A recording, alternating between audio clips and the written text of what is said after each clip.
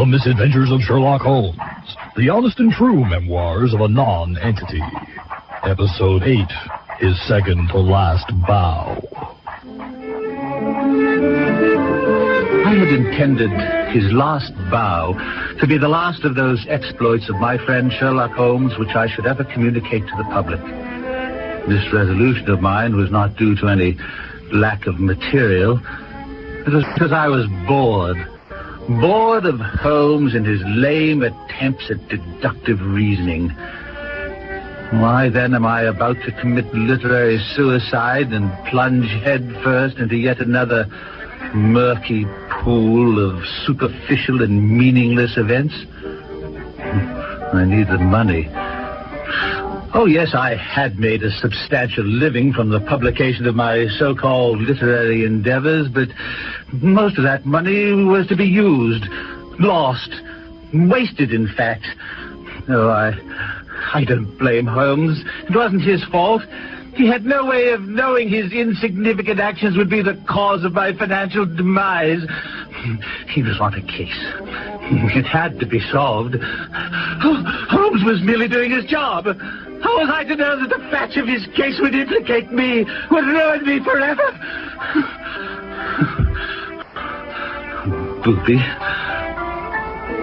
Oh, dear. You'll forgive me, but none of what I just said has the slightest to do with the story I'm about to reveal. No, that was all background on our next adventure. This adventure takes place sometime after Holmes had given up actual professional practice, retired from London, and betaken himself to study and bee farming on the Sussex Downs. Come to think of it, this is when the whole pauperizing chain of events began. Well, at any rate, long before Holmes had his last bow, he had his second to last bow. By George, I should change the name of this story to The Pauperization of Dr. Watson. It all began in June of 1923, 1 month after I was released from the Vienna mental ward after a short visit for my nerves. I had just begun to settle in again at my lodgings at 221B Baker Street when I was called to Sussex by Holmes on some mysterious and urgent matter. Would you like to see my bee farm, Watson? Actually, Holmes, I'd much rather you told me why I was summoned. First things first. Now follow me. Very well. These are my bees. Lovely. That's Freddie and Clarence and Lionel and Cedric. You named your bees? Of course, Watson. I love my little honey bees. Besides, how else will I know one from another when I write about them? You? Right? Poppycock. No, Watson, it's true. I'm going to pen the practical handbook of bee culture. Sounds fascinating. Oh, it is. Shall I read you what I've written thus far? Well, now, Mr. Holmes, I'd like to hear you read about your bees. Oh, goody. Mrs. Hudson? Yes? Holmes, I didn't know Mrs. Hudson was still alive. Well, of course she is, Watson. She lives on the farm with me. And who is this scurrile type, Mr. Holmes? Why, Dr. Watson. Dr. who? Oh, she doesn't know me. Well, you have been away a long time, Watson. Besides, her mind has gone. She thinks she's a famous golfer, poor soul. That's why I took her in. Would anyone like some bread and honey? But she seems coherent. Well, yes. To you, maybe. But you've been in a straitjacket for 20 years. Whatever cerebral damage I accumulated from years of being subjected to your inane babbling and spastic actions, I was cured of and released. Of my own free will, I might add. But you weren't. You weren't, Watson. Don't you see? I arranged for your release last month. My good friend Siggy, Dr. Freud to you, said that you were a hopeless, helpless case. Incurable is what he said. You had me released? Yes, Watson. You see, I need your assistance. You mean? Yes. What? Would anyone like some milk, toast, and honey? I'm coming out of retirement to solve a new case. And you need me to... Yes. What? Would anyone like some balls and honey? Come to America with me and help me solve this case. America? That's it, Holmes. You've shrouded this whole affair in darkness long enough. What is this all about? My dear old friend and Boswell, I can't tell you. I wish I could. To tell a living soul may mean the difference between life and death. I know all about it. You told Mrs. Hudson? Well, yes. After all, Watson, she's going to America with us. Besides, she's senile. And I'm insane. Well, yes. But I still cannot tell you about the case just yet. Would anyone like an onion bun and honey? Oh, an onion bun. That sounds yummy. Yes, Mrs. Hudson, I'll have one. I'll just go and get the onion buns and the honey, while you, Mr. Holmes, may read about your bees to whomever this is. Oh, goody. Strange how she doesn't remember who I am. Now then, The Practical Handbook of Bee Culture by Sherlock Holmes. I like bees. Bees are nice. Bees make honey. Bees have yellow and black stripes. I once used crusts of beeswax round my lips to help me appear to be dying. But I really wasn't dying. I was only pretending to be dying to bring the evildoer to justice. I like bees. Bees are nice. Well, that's what I've written. Do you think it's nearly enough for a book? We may need some padding. Well, now, here's your onion bun and honey. Oh, thank you, Mrs. Hudson. That's my killer bee, Murray. Murray? He's sickly. How can you tell? Because he looks like Murray. I mean, how can you tell he's sickly? Oh, he has a bent stinger. In fact, that's why I'm writing this book, so I can raise enough funds to get him a stinger transplant. Come here, Murray. There, that's a nice bee. Oh, you want some of my onion bun? Here you. Wait a minute. That's not Murray. Run, Holmes, quickly! Why, that bee is crazy. Perhaps he didn't like the onion bun. Do something to help me. Yes, old fellow. For what? Steer the bees towards the hive. Towards the hive. You're running towards the hive. I caught him. We're safe now. You've knocked over the hive, Holmes. All the bees are running amok. Flying amok? Whatever. Anyone hurt him? Oh, no. I'll get some purple with my body. I'll mash it with my musky. Did you throw a key? I don't know what's wrong with me. Oh, get away! Get away!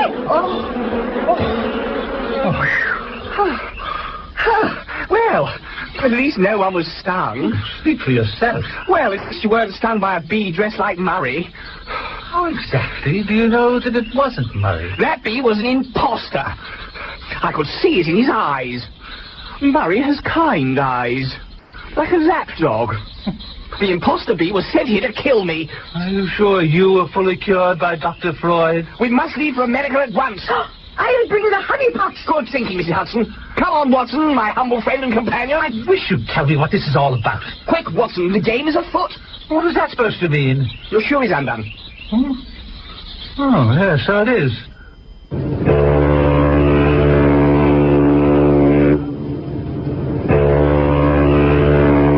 And so, Holmes, Mrs. Hudson, Holmes' sickly bee Murray, and I were off to America via steamer. And soon, not very soon, but soon we found ourselves surrounded by the culture and refinement of New York City. We'll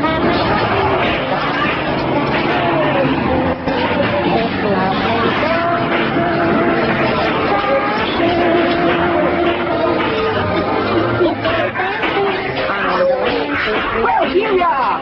Mrs. Hudson, Watson, I'll hail a taxi. Taxi! What a road! You see, I told you someone was trying to kill me. He's driving on the wrong side of the road. Holmes, in this country they drive on the right. Right? Right. But that's wrong.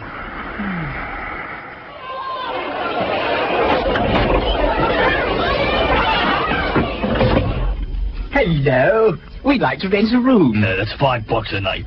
Watson, do we have any box? My dear fellow, he means dollars. A box? How quaintly American. Are there any good golf courses around here? Say, you two married? No, this is my humble friend and biographer, John H. Watson, M.D. No, I mean the lady. You and the lady. Oh, no, Mrs. Hudson, no, she's my housekeeper. Housekeeper costs $5 extra. We don't want to rent a housekeeper. Mrs. Hudson is our housekeeper. Well, it doesn't matter if we supply one, you bring one of your own. If you want to keep a keeper, costs extra. Now, look here, my good man. Oh, just pay the man the extra 5 buffaloes, Watson. Buffaloes? Holmes, that's bucks. Oh, yes, bucks. I must remember that.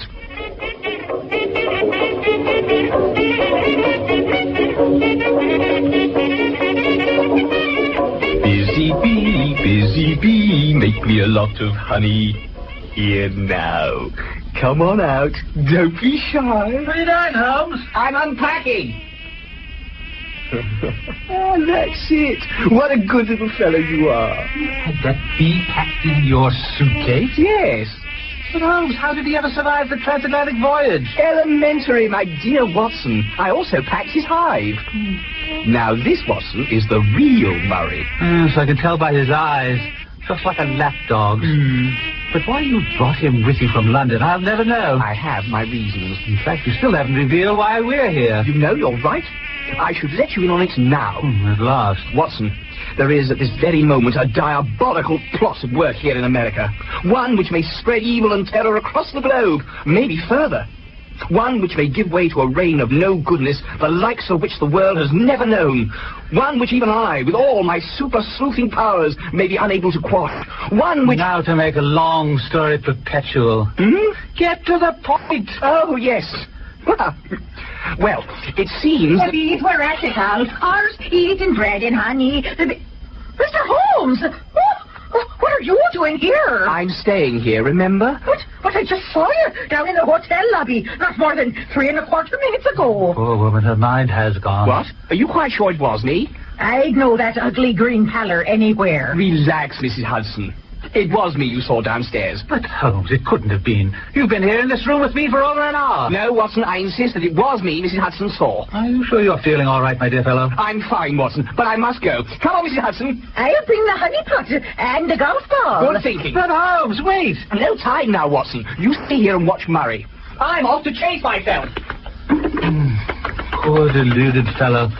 I can only hope that he doesn't start seeing giant rats again.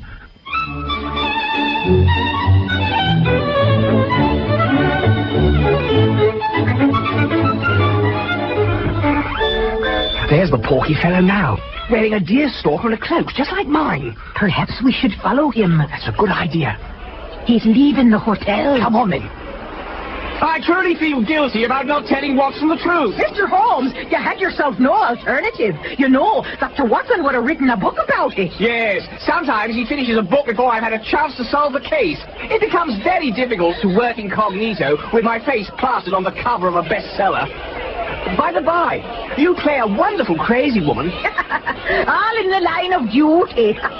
The Sherlock Holmes imposter has just popped into a record shop. Can you see in the window? Yes. He seems to know precisely what he's looking for. He's gone over to the counter. He's picking out a record. He's buying it. He's coming out. Your attention to detail never ceases to amaze me, Mrs. Hudson. Have you ever considered taking up detective work yourself? There's no money in it. Now he's crossing the street and entering the stage door of a theatre. Shall we be following himself inside? No. You stay out here and make sure he doesn't leave. I'm going back to get Watson. I'll need his help to bring this impudent imposter to justice.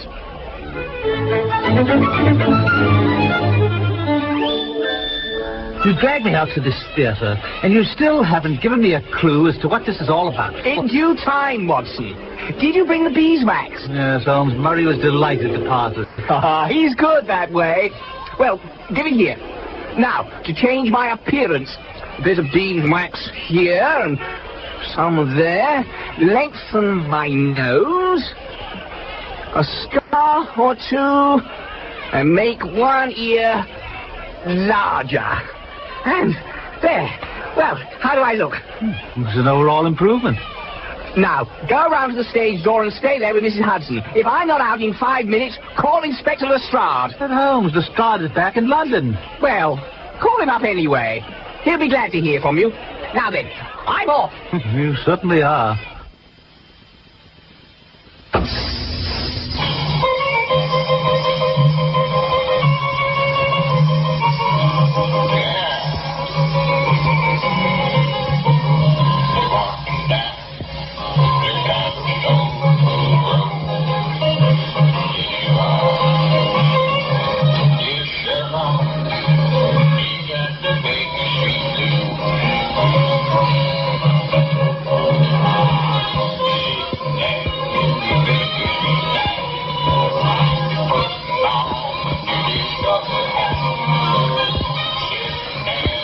What's that?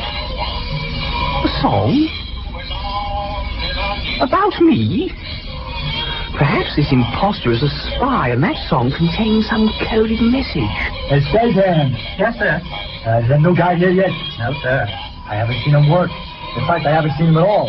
I hope he's good. Here's my chance to use my disguise. I'm here. You're the new Moriarty? Yes, I am. You must be Sherlock Holmes. Yeah, Maury, baby. Now listen, we open in 2 weeks, so get your part down and get it down fast. Now come on stage and I'll block you in. Well, come on. Let's move it. Let's go. Move it on the double. Hit those lights. Now, Maury, baby, you stand on that X. Got that? The girl will be tied up on the floor. I bust through the door and I say, get this. Drop that gun, Moriarty. Must all those lights be on? It's getting extremely warm in here. Never mind the lights. You just stand on that X. Now let's run through it again. The girl is on the floor. I'll go out that door and I'll come in.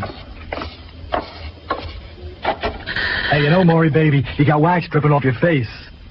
Drop that gun, Moriarty. No, I say that line. You just stand on the X. You can't fool me any longer, Moriarty. I know you're posing as me part of your dastardly doings. Of all the actors in New York, I get a troublemaker. Look, I don't mind if you ad-lib a little bit here and there, but don't go rewriting my play, Maury, baby. Under all this wax, I am the real Sherlock Holmes.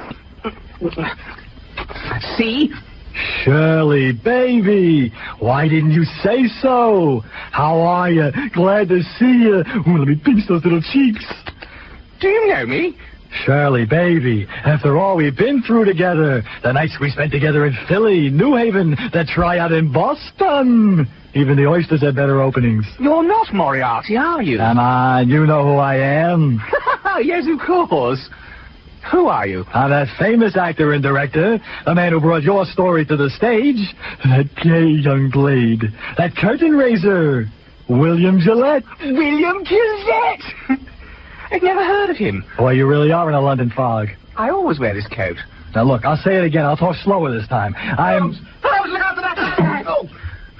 Holmes, are you all right? Watson, someone really is trying to kill me. Good heavens, that was a close shave. Gillette. Doc, baby, how are you? Glad to see you. Ooh, let me pinch those little cheeks. You two know each other? Hey, Doc, I got a pain right here. He loves it when I kid him. Gillette, I thought you went down with the Titanic. All right, Mr. Gillette, you're under arrest. Hey, what's with him, Doc? I travelled from UK to US to bring you in. You mean this was the case you had to solve? Yes, Watson. So start writing your next book, The Adventure of the Sherlock Holmes Impersonator. What in heaven's name led you to this misadventure? Why, an article I read in the London Times. Here, I've saved it. Sherlock Holmes is portrayed. Mr. Gillette has not written Sherlock Holmes by merely stringing together a number of incidents from the adventurous career of this world-famous detective.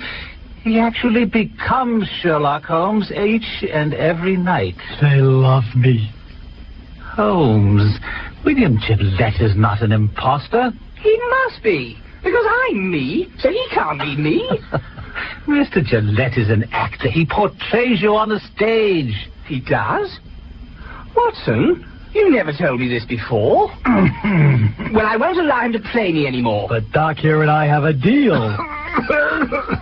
You made a deal with him, Watson? I've got a 99-year contract and movie rights pending. Watson! Now, look here, Gillette. I seem to remember something about some overdue royalty payments. You said shortly before 1913, I believe, that the check was in the mail. Don't worry about a thing, Doc, baby. Those royalties are peanuts. Do you know what the biggest thing on Broadway is today? I absolutely refuse to perform in the nude. I'm not talking about that arty French stuff. The biggest thing on Broadway today is the musical. That's where the big bucks are. So what do? Would you tell us what we'd do? I'll tell you what we'll do. We'll open up my play as a musical. We'll call it Springtime for Sherlock.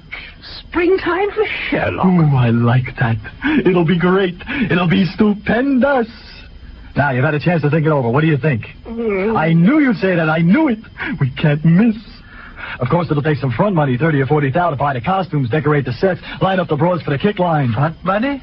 30 or 40,000? That's big bucks, Cheryl, baby. Come on. We're talking millions here. Why quibble about pennies? You gotta figure the drug sales backstage alone will bring in 100,000 a week. Maybe more if I can buy a couple of guys I know about. Drug sales? Do I understand you to say that you'd sell illicit drugs during my play? Opium? Cocaine? Never, Mr. Gillette. Never, never, never. Look, Doc, you're an old man now. I don't want to play rough. You got no choice. And what if Holmes doesn't accede to your criminal scheme? Now, wait a minute, Watson. I'll handle this. Mr. Gillette, if I do agree to this deal, would I receive complimentary chemical stimulus? All you want. 30 or 40,000, did you say? How do you want the check made out? Cash, baby. Cash. Springtime. Springtime for Sherlock. Springtime for Sherlock. So Holmes and I became creative consultants to Mr. Gillette's musical. Watson, this is fun. I do wish you weren't back on that drug kick again. Nonsense, Notson. Are you sure you're all right, dear fellow? Of course, Watson. Why, look at me. Up there on the stage. Why, I never looked better. No, that's not you. Oh, never mind. Quick, Watson. I think I'm dying. I'm seeing all my life pass before my eyes. Get a hold of yourself, man. That's just a play. No, I tell you, it's me up there. And there's Professor Moriarty. All right, Professor, your foolish game is over. I'm coming up there to get you. No, Holmes, wait. All right, Moriarty, your number's up. The time has come. Get up that stage and come here. I'm going to Holmes, wait. Oh, dear.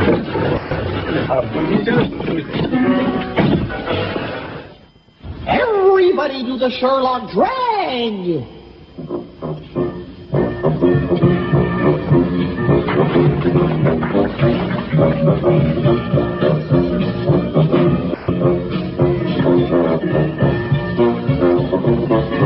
Sherlock Holmes, Sherlock Holmes, Sherlock Holmes, Sherlock Holmes, Sherlock Holmes, Sherlock Holmes, Sherlock Holmes, Sherlock Holmes, you can do the drag.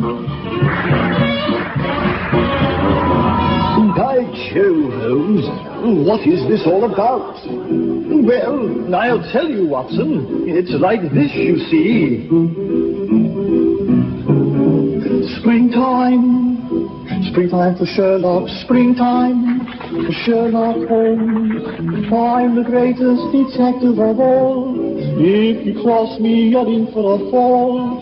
Springtime for Dr. Watson and Sherlock Holmes.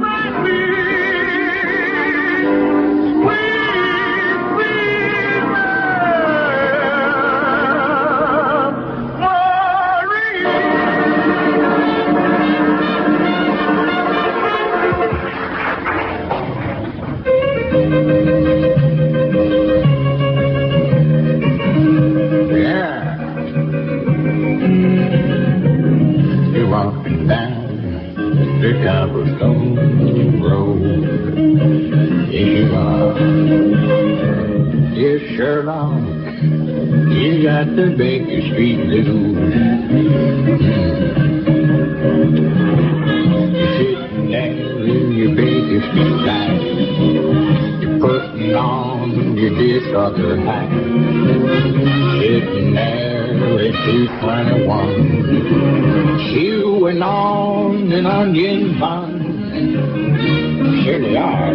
Scare out of time. Sucking on your calabash pipe. Got the bacon. Got the bacon sweet blues. Yeah. Got the bacon. Got the bacon sweet blues. Yeah, Sherlock. You can count it. What you choose. But Dr. Watson got the bacon sweet blues. Yeah. Yeah, you got those deductive powers. It's true. Ain't nobody gonna evade you. Ask Moriarty, he knows. Yeah. Got the bacon sweet blues.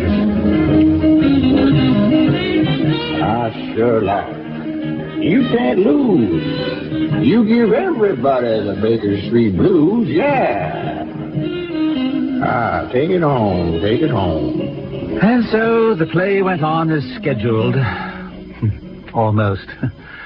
You see, Holmes, in his newly drug-induced state, confused the theatrical production of his life with reality. Moments prior to the end of the final scene of the play, Holmes bound and gagged William Gillette and locked him in his dressing room, once again thinking the actor was an imposter. Then, turning to phone Inspector Lestrade, he chanced to look out on the stage where he saw the actor portraying Moriarty, and the rest is theatrical history. Hey! I'm about to be killed! Do something, quick! Ow! You can read my monograph on shins and every latest furniture, Professor. Perhaps I will sometime. Hey! Nearly ruined my career. But I have the last laugh now, because I stand before you here. Like a spectre I do loom. And now, Mr. Sherlock Holmes, prepare to meet your doom. Drop that sword, Moriarty, or I'll shoot. Rats, unfoiled again. Lestrade!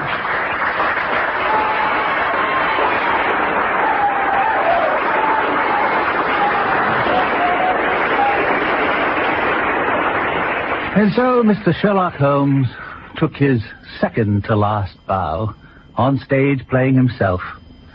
Mr. Gillette's play was a huge success, and he went on to give a farewell performance playing the detective every year until 1939. Mrs. Hudson, though not truly crazed, continued to practice up on her golf, and Murray got his stinger transplant. Holmes eventually did find out who was trying to kill him, but that is something I shall detail in our next and final adventure. You've been listening to a dramatized version of His Second-to-Last Bow, Episode 8 of The Misadventures of Sherlock Holmes. As Sherlock Holmes, you heard Vernon Morris. Dr. Watson was Henry J. Quinn. Jan Meredith played Mrs. Hudson, and William Gillette, the hotel clerk, and the jazz singers were played by Joseph Bevilacqua. Technical production was by Spiker. His Second-to-Last Bow was written, produced, and directed by Joseph Bevilacqua.